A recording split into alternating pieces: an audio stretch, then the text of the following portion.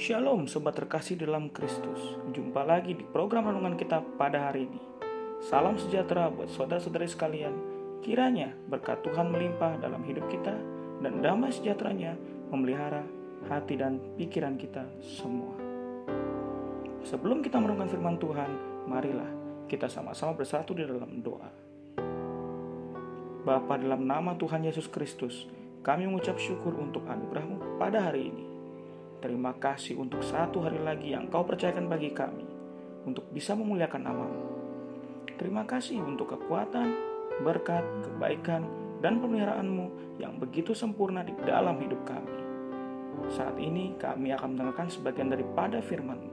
Urapilah setiap kami dengan pengurapan yang baru. Jamalah hati kami dan penuhilah kami dengan segala hikmat dan pengertian yang daripada-Mu, sehingga kami dapat mengerti dan memahami akan kebenaran firman-Mu. Terima kasih Bapa yang baik, di dalam nama Tuhan Yesus kami sudah berdoa. Amin. Tema renungan kita hari ini adalah ujian. Inilah firman Tuhan. Yakobus 1 ayat 2. Saudara-saudaraku, anggaplah sebagai suatu kebahagiaan apabila kamu jatuh ke dalam berbagai-bagai pencobaan. Firman Tuhan dalam Yakobus 1 ayat 2 ini menasihati kita bahwa ujian yang kita hadapi saat ini semata-mata adalah suatu anugerah dan kebahagiaan. Mengapa dikatakan untuk berbahagia atau sebuah kebahagiaan? Karena ternyata pencobaan atau ujian yang Tuhan izinkan kita alami itu adalah suatu tes untuk mengukur kekuatan dan melatih iman kita.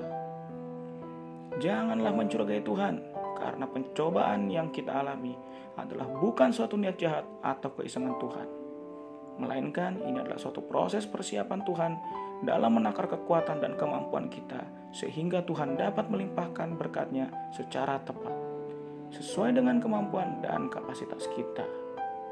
Karena itu, marilah kita mengubah cara pandang kita dalam menghadapi suatu cobaan atau situasi yang tidak enak dalam hidup kita. Stop mencurigai Tuhan dan mulailah melihat semua situasi yang kita hadapi saat ini dalam pandangan Tuhan. Dan dalam firman Tuhan, Matius 7 ayat 9-11.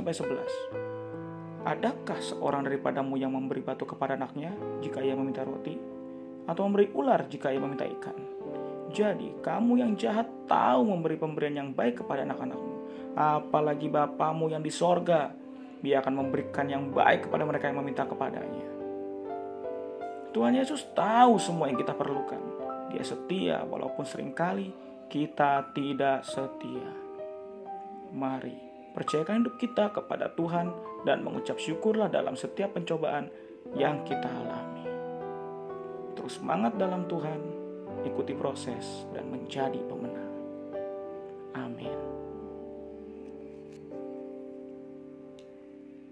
Terima kasih Tuhan, kami mengucap syukur atas kebenaran firman-Mu hari ini.